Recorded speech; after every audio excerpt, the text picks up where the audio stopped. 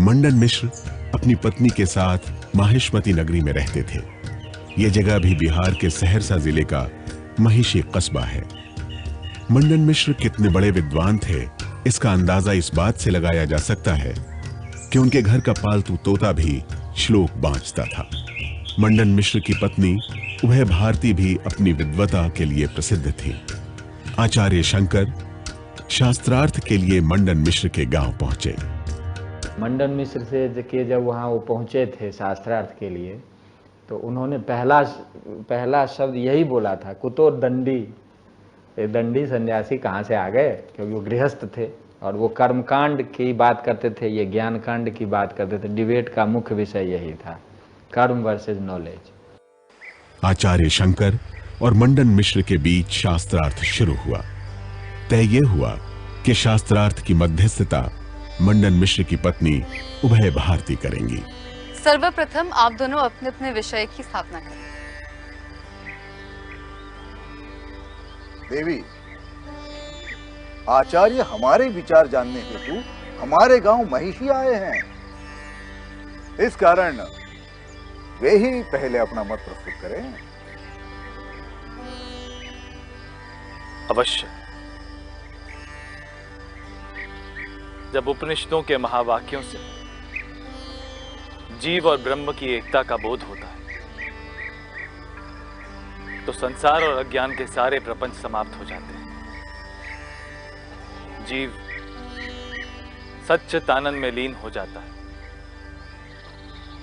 वो जीवन मरण के चक्र से मुक्त हो जाता है। उपनिषद इसी का प्रमाण है। यही मेरा सिद्धांत है और यही मेरा विषय। इस शास्त्रार्थ यदि मैं पराजित हुआ तो इस काशय वस्त्र और सन्यास का त्याग कर दूं। मैं वेदों के बाद आए उपनिषदों को प्रमाण नहीं मानता।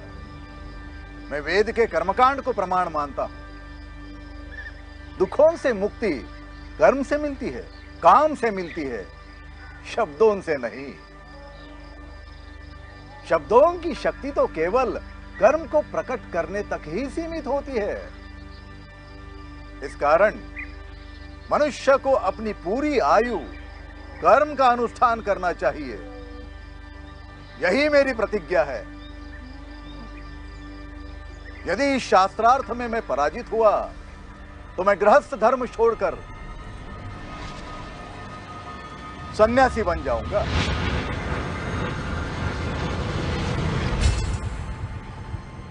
इनका मिथिला में जाना और उस समय के जो सबसे बड़े मीमांसा के आचार्य मंडन मिश्र हैं, उनसे उनका शास्त्रार्थ होना, क्योंकि वैदिक कर्मकांड के माध्यम से वैदिक परंपरा को सब कुछ समझने का काम मीमांसा दर्शन करता है।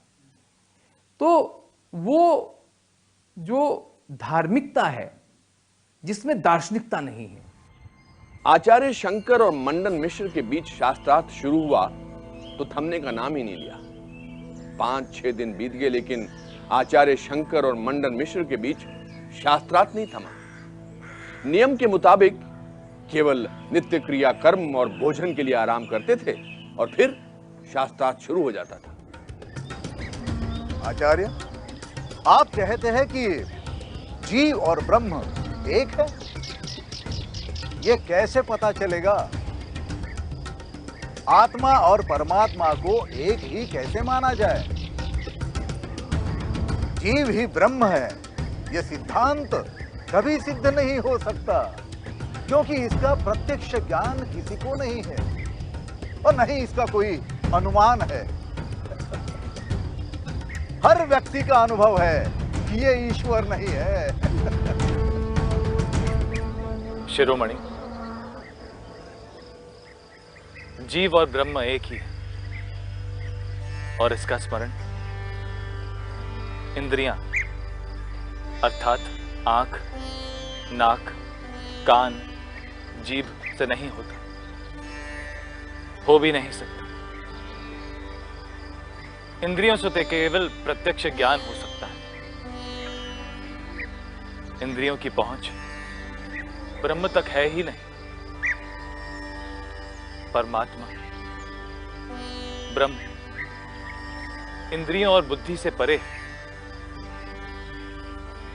और इसका प्रत्यक्ष अनुमान या ज्ञान कैसे हो सकता है? और इसीलिए आपका प्रश्न ही गलत है।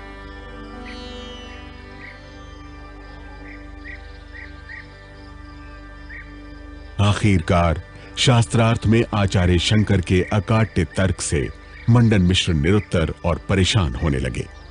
अंततः उन्होंने अपनी पराजय स्वीकार कर ली। आचार्य, अब तक मैं और मेरे जैसे लोग यही समझते थे कि इस शरीर के अंत के बाद हम दूसरे लोक में जाएंगे, वहां पर तरह तरह के भोग को भोगेंगे और फिर हमें मोक्ष की प्राप्ति होगी। ये बात अब हंसने योग्य लगती है।